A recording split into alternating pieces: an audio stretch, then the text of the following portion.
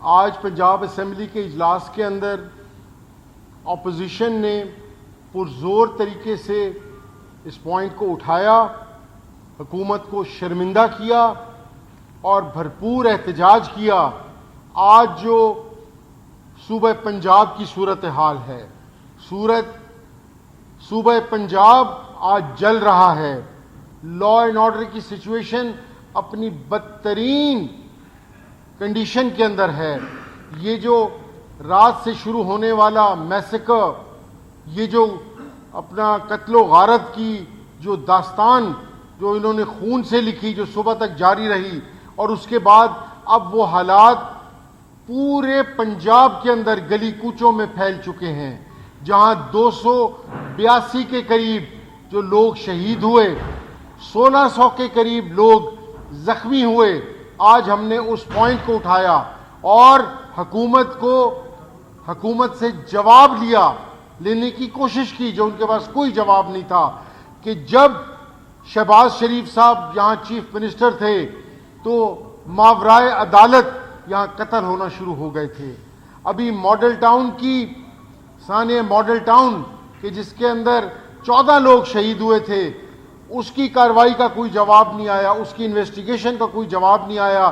تو رات انہوں نے جو ظلم و بربریت کی، ان کی بھتیجی چیف منسٹر صاحبہ نے جو لکھی داستان، اس کا سوال ہم نے اٹھایا اسمبلی کے اندر، پرزور ہم ان کی آواز بنے، اور ہم نے بڑا صاف بڑا کیٹیگوریکلی کہا کہ ہماری چاہے ان سے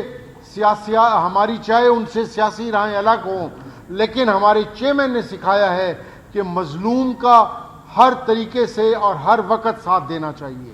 ہم نے ان سے پوچھا، انہوں نے ہمیں یہ کہہ کر ہم سے ٹائم مانگا کہ ہمارے پاس ابھی رپورٹ پوری نہیں ہوئی۔ ہم نے ان کو بتایا یہ کس قسم کے آپ کی گورنمنٹ ہے کہ جو رحیم یار خان سے لے کر اسلام آباد تک تمام پولیس آپ نے یہاں اکٹھے کر کے آپریشن کیا۔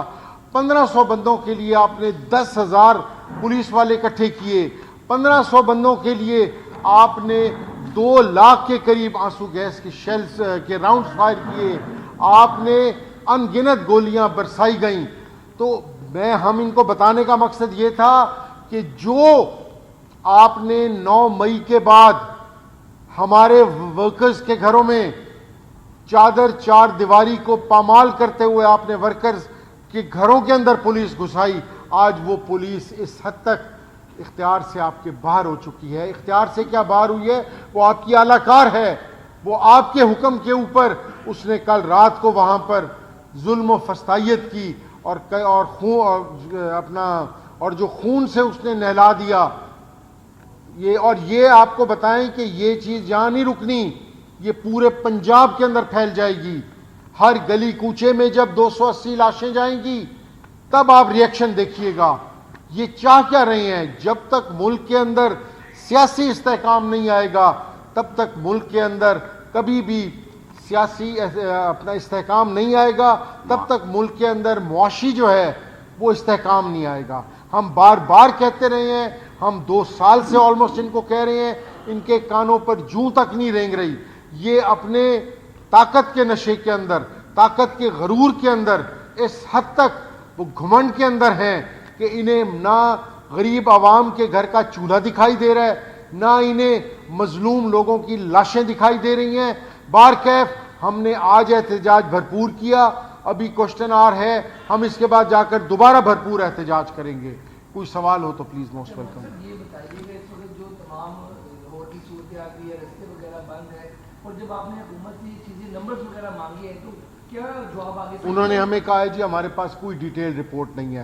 ہم نے نمبرز ان کو بتائے ہیں کہ رفلی، اب ہم خود تو گورنمنٹ تو نہیں ہے، ہم تو کلیکٹ نہیں کر سکتے نمبرز، پر ہم نے کہا جو سوشل میڈیا پر چل رہا ہے وہ 282 کے قریب شہداء ہیں اور 1600 کے قریب زخمی ہیں۔ 1900 ان کے پاس کچھ بھی نہیں تھا۔ اپنا وزیر جو ہیں اپنا پارلیمانی امور اینڈ لا، ان کے پاس کوئی جواب نہیں تھا کسی چیز کا۔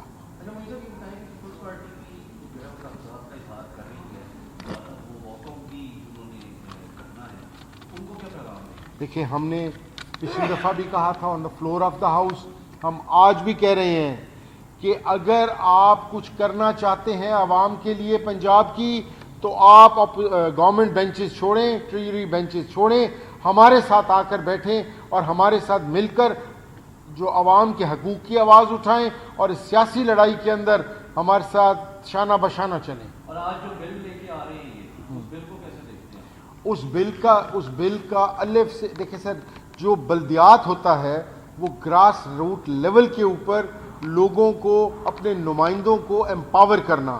انہوں نے پہلی تو نمبر 2 یہ کہی کہ جو پہلا فیز آف الیکشنز ہے وہ غیر جماعتی, اس کے بعد جو بن جائے through deputy commissioners, through D P Os, through S H Os, یہ اپنی جماعت میں شامل کرا لیں. ہم نے اس پہ اس کے اوپر سخت ہم نے رد عمل دیا, نمبر 1. نمبر 2, انہوں نے ڈسٹرکٹس ختم کر کے تحصیل اور ٹاؤنز بنا دیے اور ان کے اوپر ڈپٹی کمشنر کو بنا دیا گیا. یہ ہمیں کسی صورت نہ ہمیں منظور ہے نہ پنجاب کی عوام کو منظور ہے.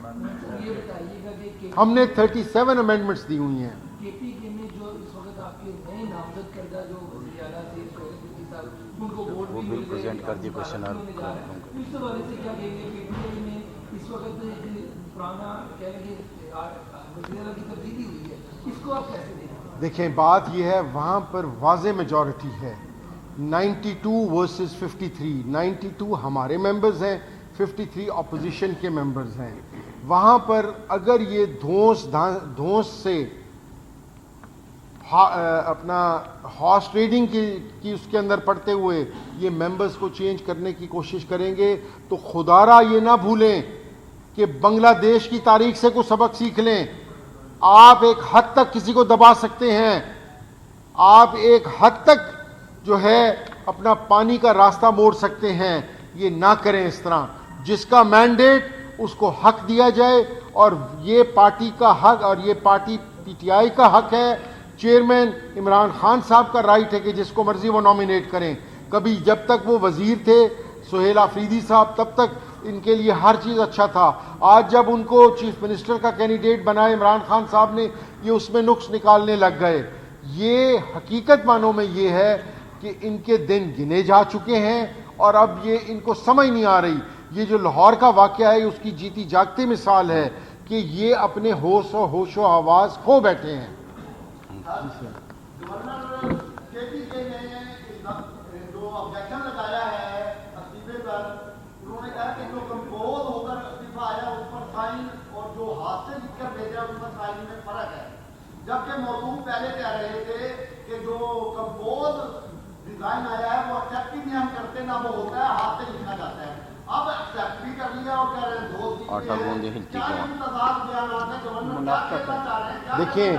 دیکھیں جی, بات یہ ہے جیسے کہ پہلے بات ہوئی, یہ بوکھلاہٹ کا شکار ہیں. چیزیں آہستہ آہستہ ان کے ہاتھوں سے نکل رہی ہیں. عوام جو کہ مہنگائی سے تنگ تھی, جو کہ لا اینڈ آرڈر سے تنگ تھی, آج جب یہ ان کے دیے ہوئے مینڈیٹ پر شب خون مارنے کے سارے یہ بہانے ہیں کہ جی لکھا ہوا کیوں ہے, ہاتھ سے لکھ کر دیں, ٹائپ کیا ہوا کیوں ہے, سگنیچرز فرق ہیں, آٹا گوندتے ہوئے ہلتی کیوں ہے. بات یہ ہے کہ سچ سچ ہے, اور سچ اور حقیقت یہ ہے کہ جو ہماری وہاں پر ایبسولوٹ میجورٹی ہے, اور اگر اس کو انہوں نے چیلنج کرنے کی کوشش کی, اس کو انہوں نے اکثریت کو اقلیت میں بدلنے کی کوشش کی, تو واللہ باللہ اس ملک کا بہت بڑا نقصان ہو جائے گا.